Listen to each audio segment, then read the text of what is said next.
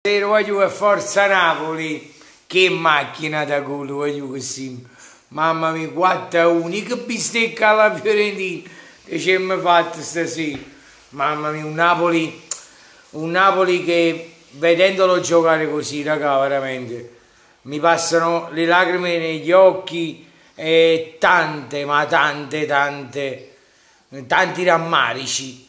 Sì, punti persi di merda, perché sennò altrimenti quest'anno con questa squadra 90 gol, ha eguagliato un record, 90 gol in Serie A quest'anno, mamma mia, una macchina da gol.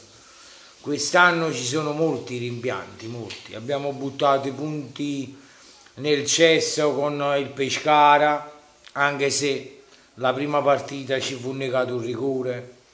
Con l'Atalanta abbiamo perso andata e ritorno con l'Atalanta, poi col Sassuolo, poi chi c'è più?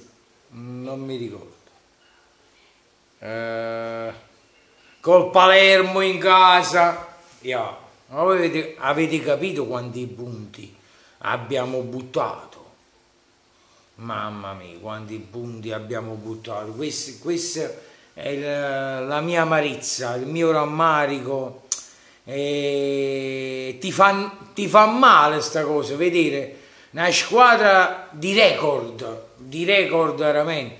Mertens stratosferico, 24 reti, sta al terzo posto, insieme mi sembra Icardi, se non mi sbaglio, 24 reti. Higuain sta sotto a Mertens, e Mertens quest'anno si è rivelato attaccante, Sarri l'ha scoperto come attaccante, quindi quest'anno a noi il rammarico più grande è la difesa. Avevamo un quarto di difesa che c'ha la Juve. A quest'ora stavamo parlando già di scudetto conquistato, già anticipato.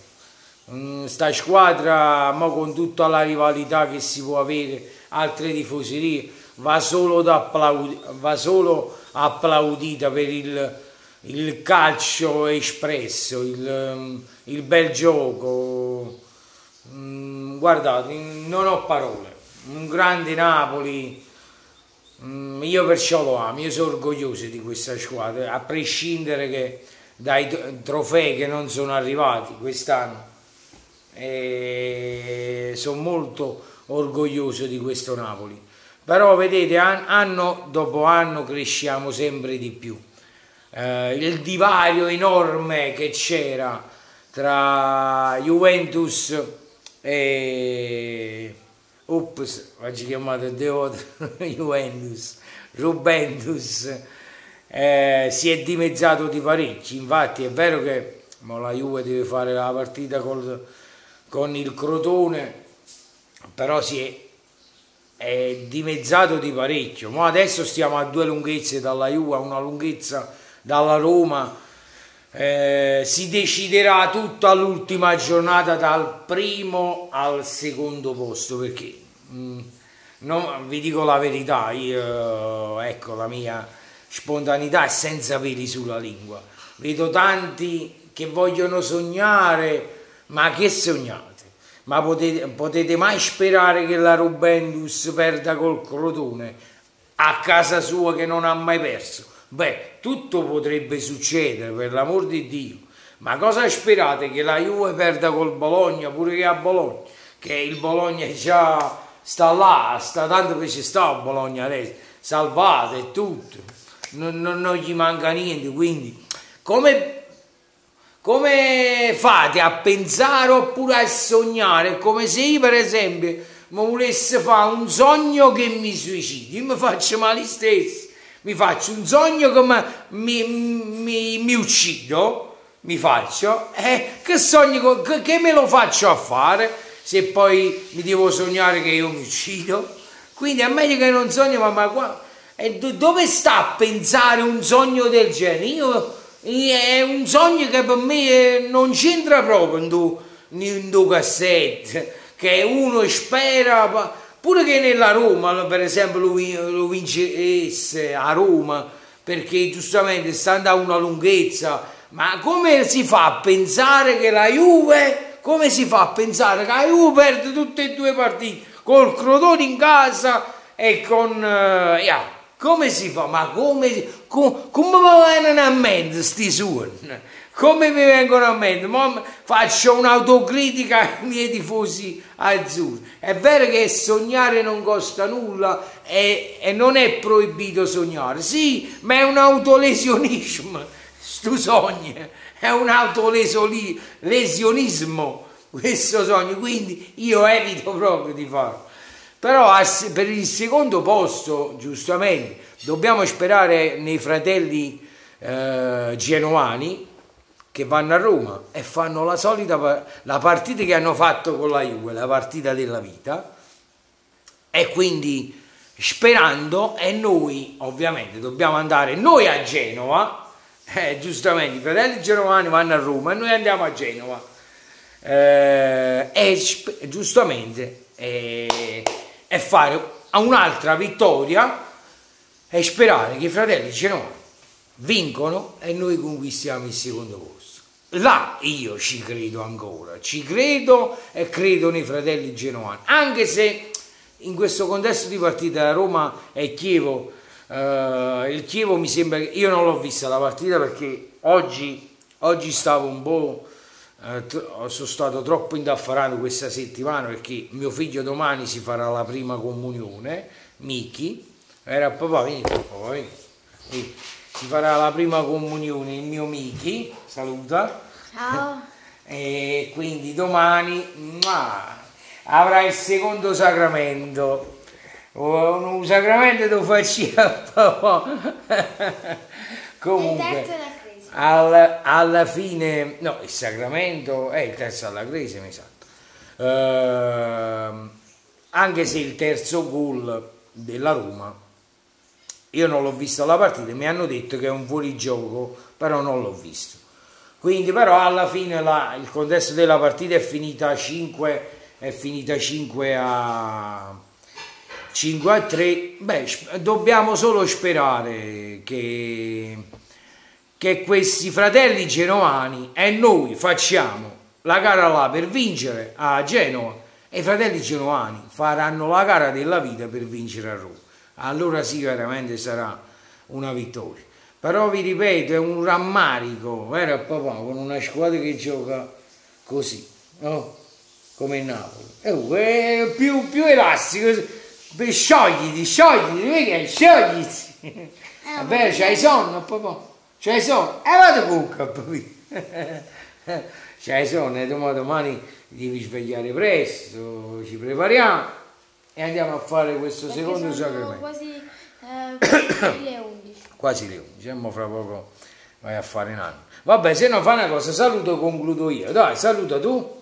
Ciao a tutti. Beh, così. E poi come salutiamo? Come si saluta sempre? Ciao, e non guarda a me, guarda a loro, guarda a loro. Cavolo, guarda la telecamera. Guarda, dici, saluta. Ciao amici azzurri e sempre Forza Napoli. Poi Perché tutto Trieste è Munnezza e si ecco qua. Ciao, giù. Ecco qua, vi ha salutato lui. È timido, è chiuso, è scornoso mio figlio. Però è un coccolone, il mio Miki. Comunque, io quando parlo dei figli mi vengono le lacrime agli occhi perché io li amo i miei figli. A proposito dei miei figli, un coglione della vostra squadra, Rubentus, si è permesso in privato di dire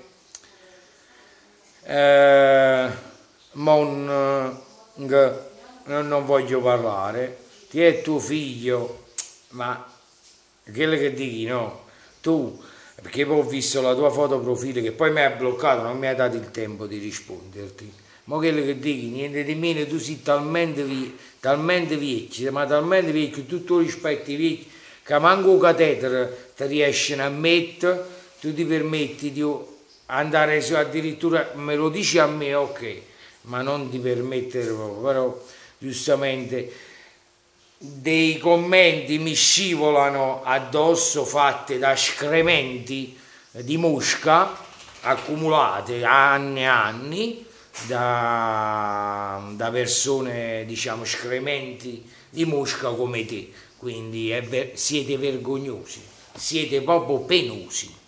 Comunque ritorniamo a noi, ritorniamo a sta cosa qua, raga. Io niente, sono contento di questa bella vittoria. Hanno altri 4 gol, ve l'ho detto, siamo una macchina da gol, siamo una grande squadra. Per l'anno prossimo sempre con la stessa squadra, bisogna ripartire con un portiere. Anche a proposito di portiere, oggi Rena pure ha fatto il top.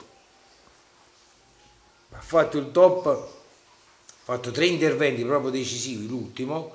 Poi Napoli, a parte questi 4 gol, a parte questi 4 gol, ma si è fumato con Mertens il primo tempo, ha scartato addirittura il portiere Mertens a tutta forma, e poi quel tiro da fuori aria ha preso il palo.